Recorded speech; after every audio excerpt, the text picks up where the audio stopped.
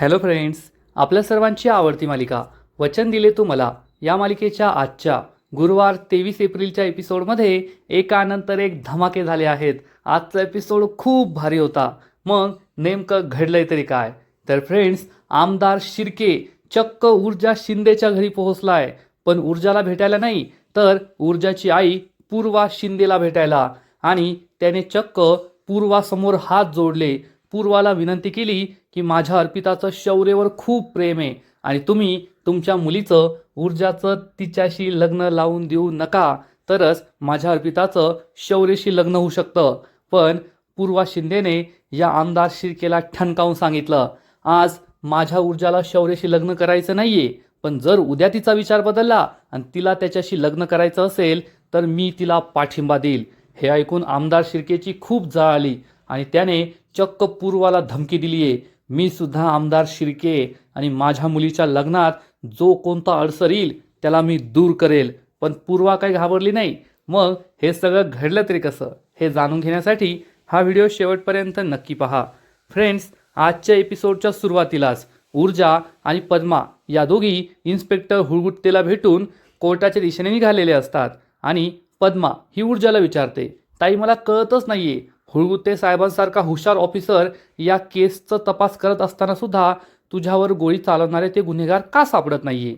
ऊर्जा म्हणते, पद्मा असं नसतं, आणि गुन्हेगार जर एवढ्या लवकर सापडायला लागले ना, मग गुन्हे कुणी केलेच नसते, सगळ्यांना भीती वाटली असती. गुन्हेगार लपून बसतात आणि पोलिसांमागे खूप जास्त कामाचा ताण असल्यामुळे ते एवढ्या लवकर सापडत नाही. पद्माला सुद्धा हे पटतं. ऊर्जा म्हणते, पण माझा पूर्ण विश्वास आहे, आज नाही तर उद्या ते गुन्हेगार नक्की सापडतील. हुळगुट्टे साहेब त्यांना शोधून काढतीलच. पण इकडे आमदार शिर्केने एक जबर प्लॅन बनवलेला असतो. आमदार शिर्केने चक्क हुळगुट्टेचा ज्युनियर इन्स्पेक्टर मानेला घरी बोलवून घेतलेलं असतं आणि त्याच्यासमोर पैसेच पैसे ठेवलेले असतात, लाखो रुपये. आणि हे पैसे पाहून मानेचे डोळेच फिरतात.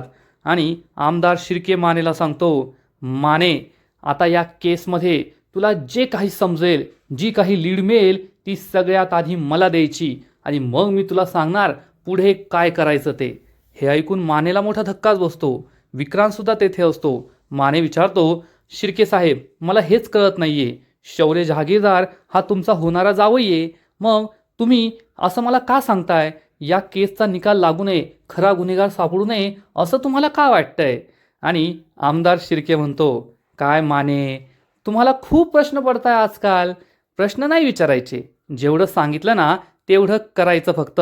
हे पैसे उचलायचे. अहो, पैशात लोळाल तुम्ही, पैशात. पैसे घ्यायचे, मजा करायची आणि जे कळलं तेवढं मला सांगायचं, बाकीचं टेन्शन नाही घ्यायचं. विक्रांत हसू लागतो. मानेला सुद्धा हे पटतं आणि माने हा पैसे उचलू लागतो. पण पैसे उचलताच त्याला काहीतरी आठवतं. तो खूप घाबरतो आणि पैसे ठेवून देतो. आमदार शिर्के विचारतो, काय झालं? तर इन्स्पेक्टर माने सांगतो, साहेब, नाही नाही, मी असं नाही करू शकत. अहो, तो हर्षवर्धन जहागीरदार आहे ना, खूप डेंजर माणूस आहे आणि त्याला जर कळलं की या केसबद्दल मी तुम्हाला सगळी माहिती देतोय आणि त्याला काही सांगितलं नाही तर तो मला उडून टाकेल हो, तो तर मला जिवंतच सोडायचा नाही. हे ऐकून आमदार शिर्के आणि विक्रांतला खूप राग येतो. तर इन्स्पेक्टर माने घाबरलेला असतो आणि इकडे आपला हर्षवर्धन काहीतरी काम करत बसलेला असतो. आदित्य त्याच्या रूममध्ये येतो आणि विचारतो, काय झालं डॅड, तुम्ही मला बोलून घेतलं? तर हर्षवर्धन विचारतो, अरे तू एकटाच, प्रभाकर कुठे? तर आदित्य सांगतो, प्रभाकर काका आहे ना आजीच्या रूममध्ये, त्याला खूप राग आलाय. हर्षवर्धन विचारतो, कसला राग? तर आदित्य सांगतो, आपण त्याला शौर्यावर झालेल्या गोळीबाराबद्दल सांगितलं नाही, मग ऊर्जा आणि शौर्याच्या प्रेमाबद्दल सांगितलं नाही, त्यामुळे तो रुसून बसलाय. हर्षवर्धन खूप चिडतो आणि म्हणतो, अरे काय रुसून बसलाय? येथे मला तुम्हाला सगळ्या केसेसबद्दल सांगायचं होतं. मग आता या सगळ्या प्रकरणामुळे आपण आपली फर्म बंद करायची का, कामं नाही करायची का? तर आदित्य हा हर्षवर्धनला समजवण्याचा प्रयत्न करतो. काकाचं असं म्हणणं आहे की आपण एकदा शौर्यशी बोलायला हवं या प्रकरणाबद्दल. तर हर्षवर्धन चिडून म्हणतो, काय शौर्यशी बोलायला हवं? आदित्य, त्याला कळत नाही पण तुला तर कळतं ना, तू त्याला समजून सांगायला हवं होतं. अरे, त्या शौर्याला स्वतःच्या पायावर उभं राहता येत नाहीये, स्वतःचं काही करता येत नाहीये आणि आता आपण त्याला ते टेन्शन द्यायचंय का?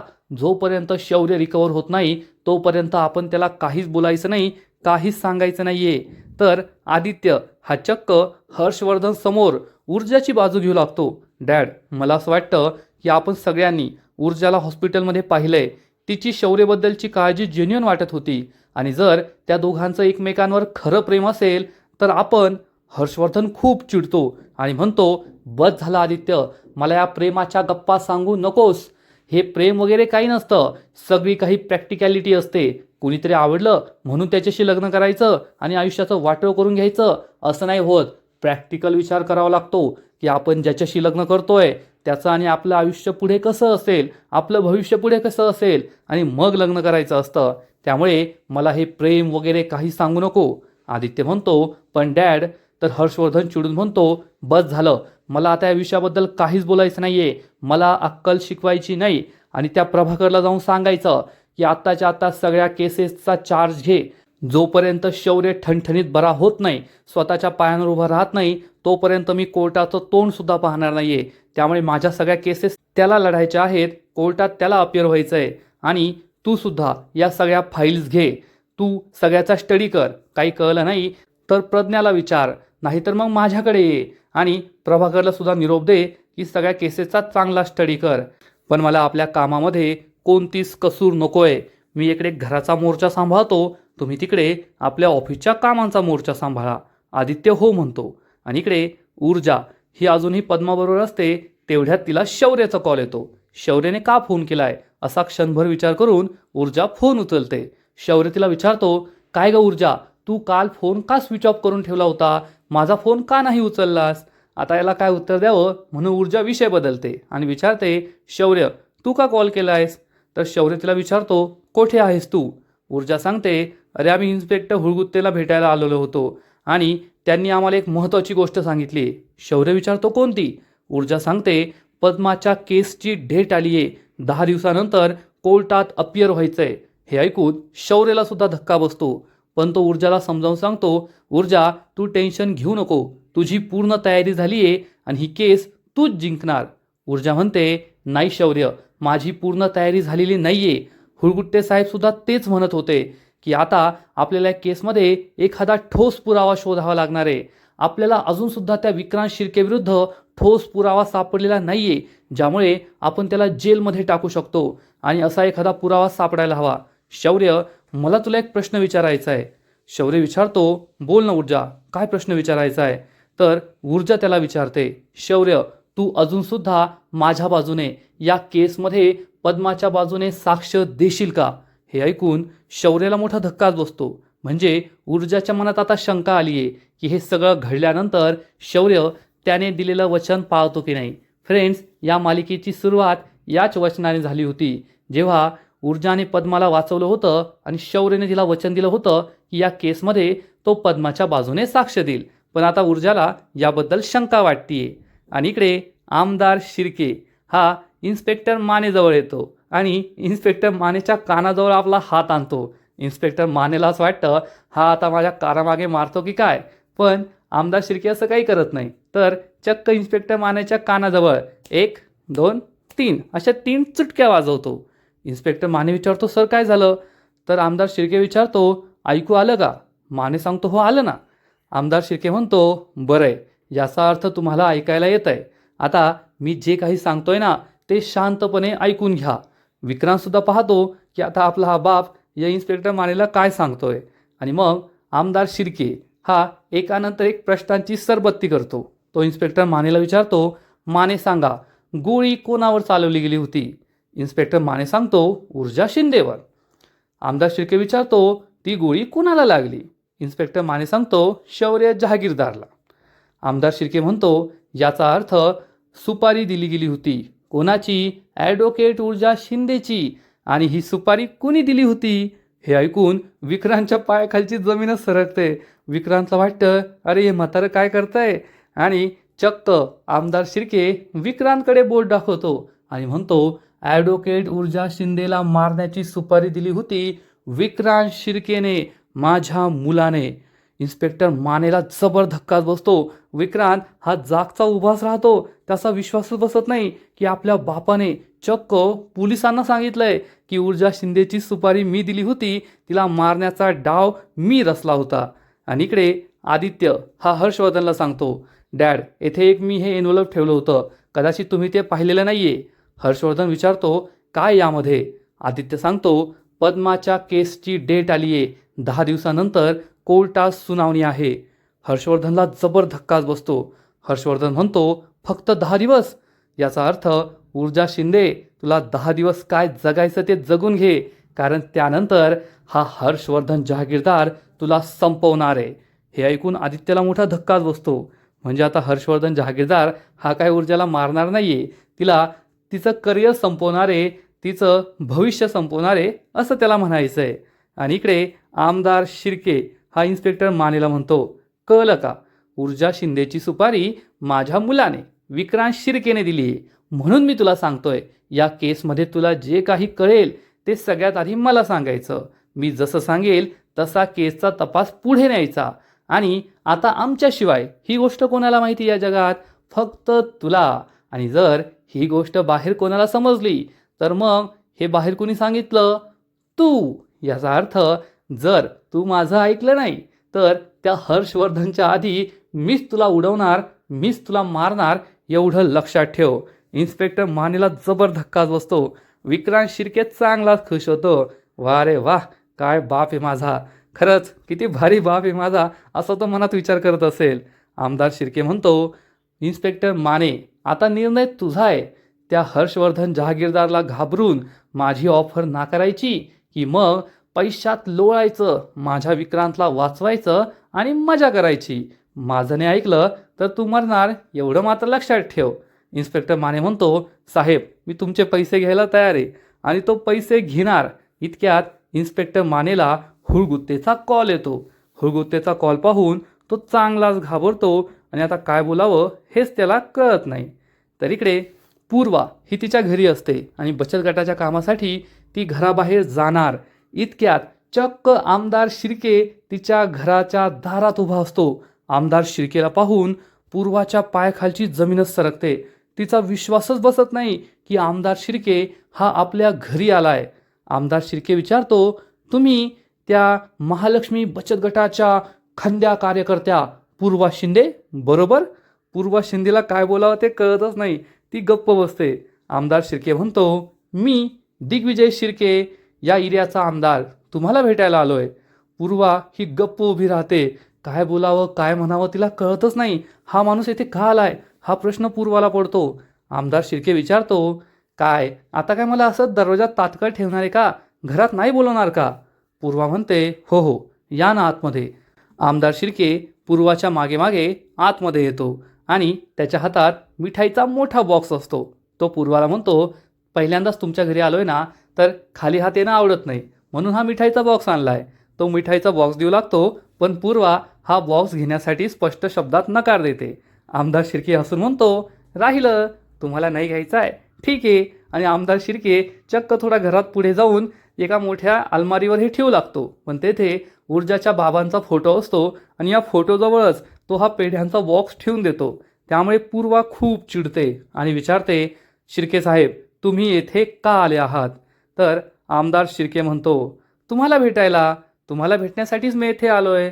तर पूर्वा ही त्याला ठणकावून सांगते, आमदार साहेब, वादळामुळे पक्ष्यांची घरटी नेस्तनाबूत होऊ शकतात, पण पक्ष्यांचा धीर कोणतंही वादळ थांबवू शकत नाही. हे ऐकून आमदार शिर्के खूप खुश होतो आणि म्हणतो, अरे वा, आत्ता मला कळतंय, ऊर्जा शिंदेमध्ये जो स्पष्ट वक्तेपणा आहे तो तुमच्यातूनच आलाय.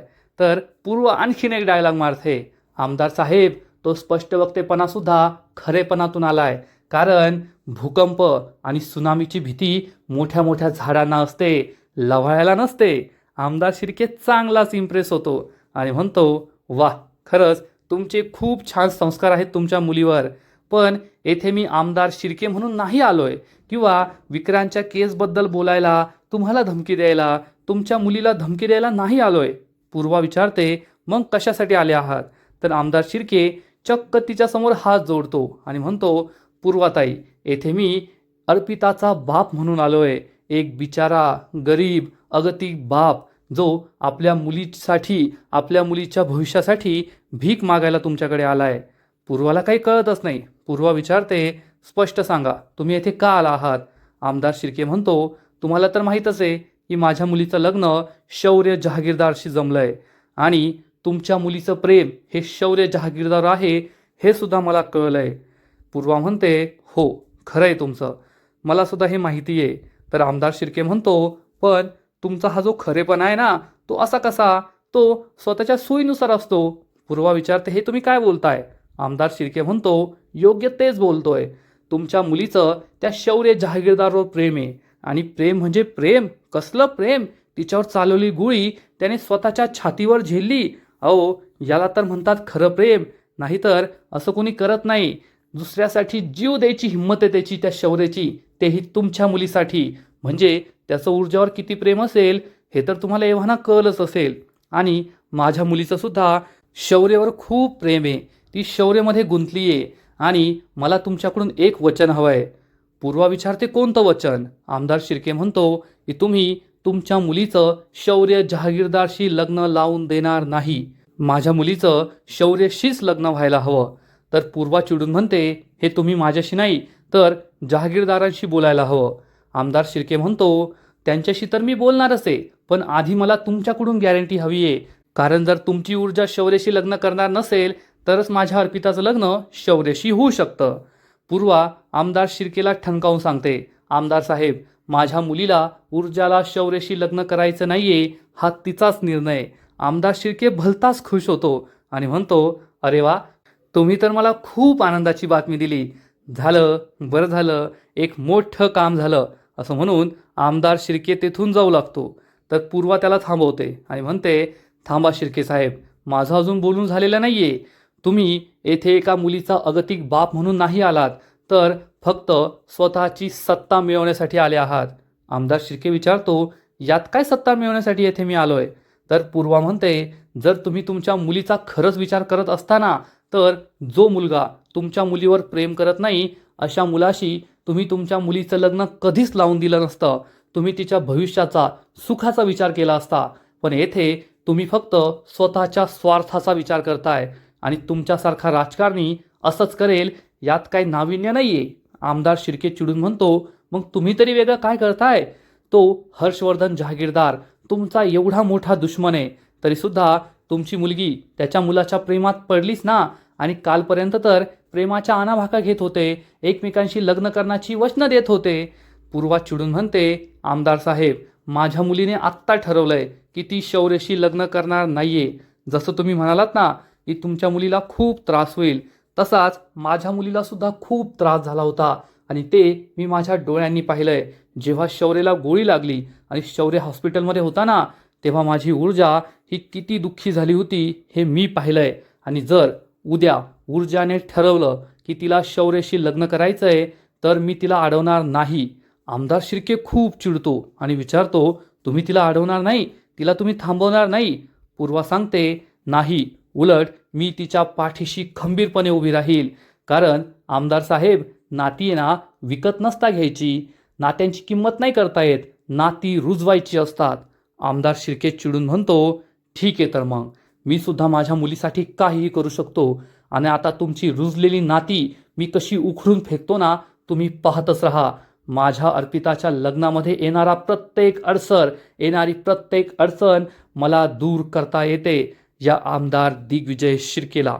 अशी धमकी तो पूर्वाला देतो. पण पूर्वाने सुद्धा ठरवलेलं असतं की अशा धमक्यांना भीक घालायची नाही. आणि इकडे शौर्य हा ऊर्जाला म्हणतो, ऊर्जा, हा काय प्रश्न आहे? मी पद्माच्या बाजूने साक्ष देईल की नाही? आपल्या नात्यात काय आता बदल झालाय का? तर ऊर्जा म्हणते, हो शौर्य, आपल्या नात्यात बदल तर झालाय. तर शौर्य हा ऊर्जाला ठणकावून सांगतो, ऊर्जा, मी तुला या आधीच वचन दिलं होतं की मी पद्माच्या बाजूने कोर्टात साक्ष देईल आणि मी कोर्टात साक्ष देण्यासाठी येईल. तू काळजी करू नको, ही केस तूच जिंकशील. तर ऊर्जा म्हणते, नाही शौर्य, ही केस मी नाही जिंकणार, तर सत्य जिंकणार आणि पद्माला न्याय मिळणारच.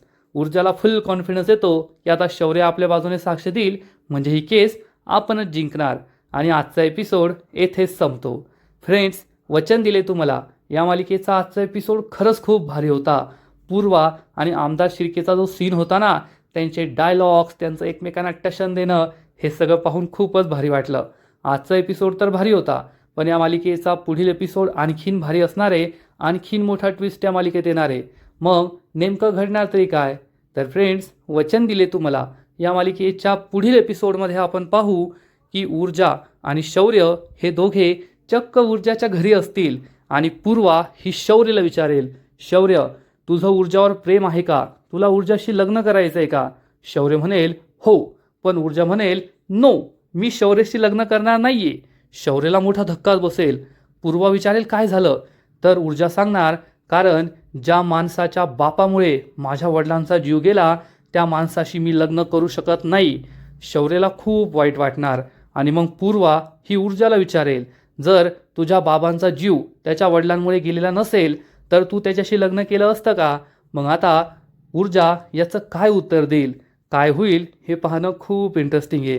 तर फ्रेंड्स, तुम्हाला सुद्धा वचन दिले तू मला ही मालिका आवडते का? नक्कीच कमेंट करून सांगा. आणि या मालिकेचे असेच नवीन नवीन एपिसोड, नवीन नवीन अपडेट सर्वात आधी पाहण्यासाठी व्हिडिओला लाईक करा, शेअर करा, चॅनलला सबस्क्राईब करून बेल आयकॉनवर क्लिक करा. म्हणजे या मालिकेचे नवीन नवीन एपिसोड तुम्हाला सर्वात आधी पाहायला मिळतील. खूप खूप खूप धन्यवाद.